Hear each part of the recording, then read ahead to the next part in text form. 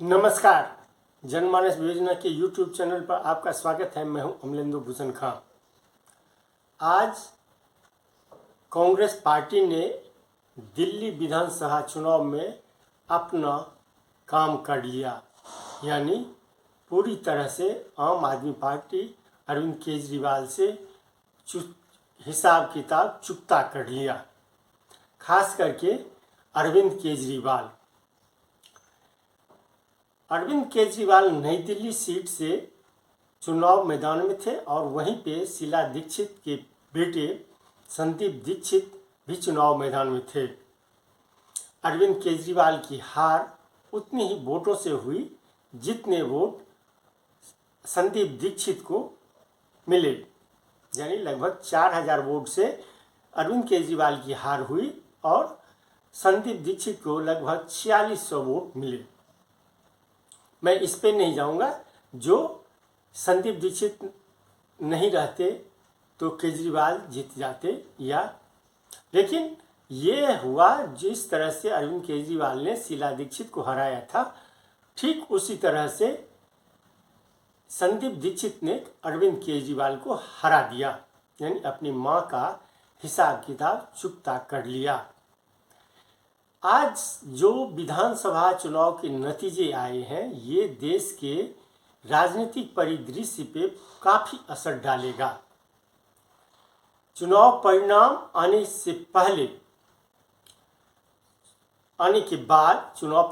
के बाद जम्मू कश्मीर के मुख्यमंत्री उमर अब्दुल्ला कहते हैं, जो आपस में लड़ोगे तो यही होगा। आपको एक बात मैं याद दिला दूं, उमर अब्दुल्ला वही है जिन्होंने एक बार कहा था कि राहुल गांधी को इंडिया गठबंधन से हट जाना चाहिए, उनको छोड़ देना चाहिए, कांग्रेस पार्टी को इंडिया गठबंधन छोड़ देना चाहिए। आज वही उमर अब्दुल्ला कह रहे हैं, जो बटोगे तो कटोगे। हालांकि ये नारा योगी आदित्यनाथ का है, जो उत्तर प्रदेश के मुख्यमंत्री हैं, लेकिन उमर अब्दुल्ला इसको आज उन्होंने इस्तेमाल किया।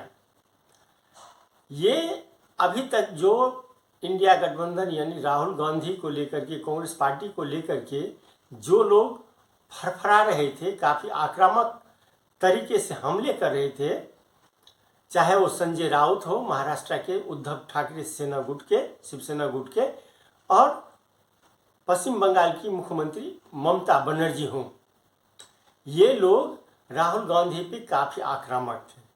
लेकिन कांग्रेस अपने स्ट्रेटजी में पूरी तरह से सफल रही है।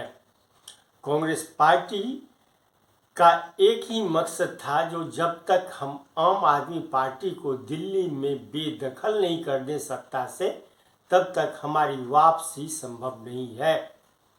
जो वोट आम आदमी पार्टी को मिलता है, वो वोट एक समय कांग्रेस पार्टी को सीधे तौर पे एक मुश्त डाला जाता था। उसमें सेंधमारी करके आम आदमी पार्टी अरविंद केजरीवाल तरह तरह की शीला दीक्षित पे आरोप लगा करके, भ्रष्टाचार के आरोप लगा करके सत्ता की चाबी ले लिए थे। आज वही अरविंद केजरीवाल मुंह छुपाए कहाँ छुपे हुए हैं, ये किसी को पता नहीं। अब ममता बनर्जी भी काफ़ी सचेत हो जाएंगी। सबसे पहले मैं अखिलेश यादव की बात कर लेता हूँ। अखिलेश यादव भी काफ़ी कुछ राहुल गांधी पे बोल रहे हैं। अब जब रिजल्ट आया है और अगले 2027 में विधानसभा चुनाव है, साथ ही आज मिल्कीपुर का भी रिजल्ट आया है, मिल्कीपुर विधानसभा चुनाव का, और वहाँ पे बीजेपी भारी मतों से चुनाव जीती है।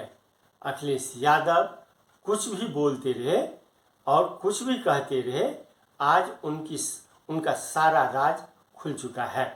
अखिलेश यादव की पार्टी के ही रामगोपाल यादव कांग्रेस पार्टी पे राहुल गांधी पे हमला कर चुके हैं, जो राहुल गांधी के कारण ये आम आदमी पार्टी दिल्ली में जीती है। सच्चाई है। कांग्रेस पार्टी का एक मकसद था, जब तक हम इसे हराएंगे नहीं, सत्ता में वापस नहीं आएंगे। पिछले दो विधानसभा चुनावों के जो नतीजे हैं वो यही कहते हैं। तो क्यों हम किसी को मौका दें।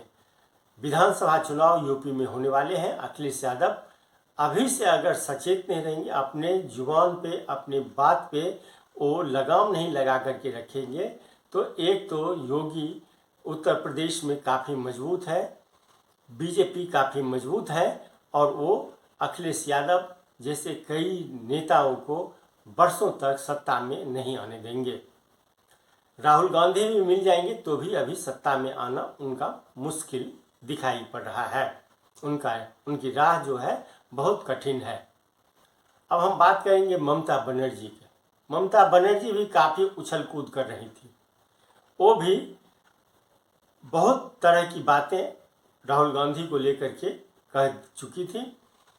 ममता बनर्जी को याद रखना चाहिए, जो वहाँ पश्चिम बंगाल में कांग्रेस का जो वोट है वो टीएमसी को ट्रांसफ़र हुआ है।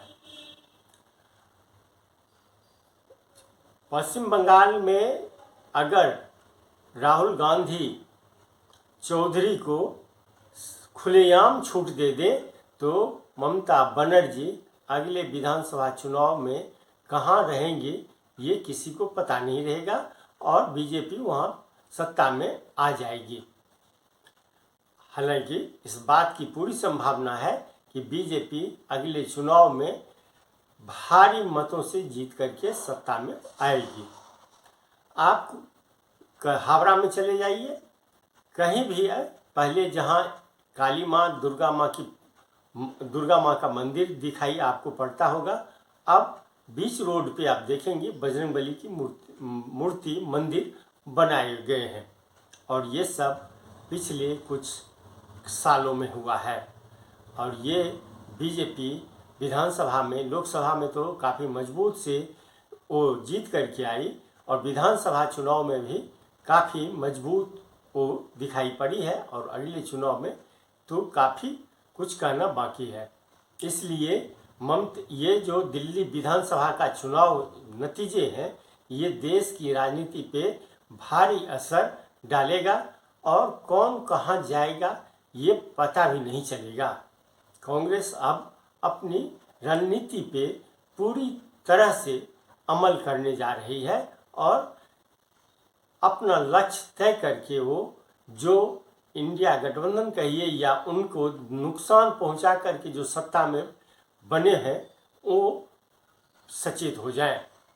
बिहार में राजद बहुत आंख दिखाता था,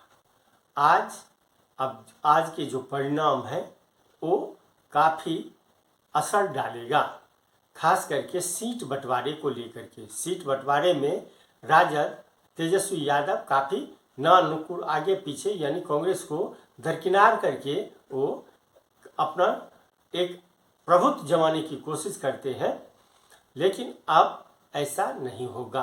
अगर कांग्रेस पार्टी बिहार में अकेले अपने बूथ के चुनाव लड़ी तो फिर ये तेजस्वी यादव राजद जो है ये सत्ता में कभी नहीं आ पाएगी। आज के लिए बस इतना ही।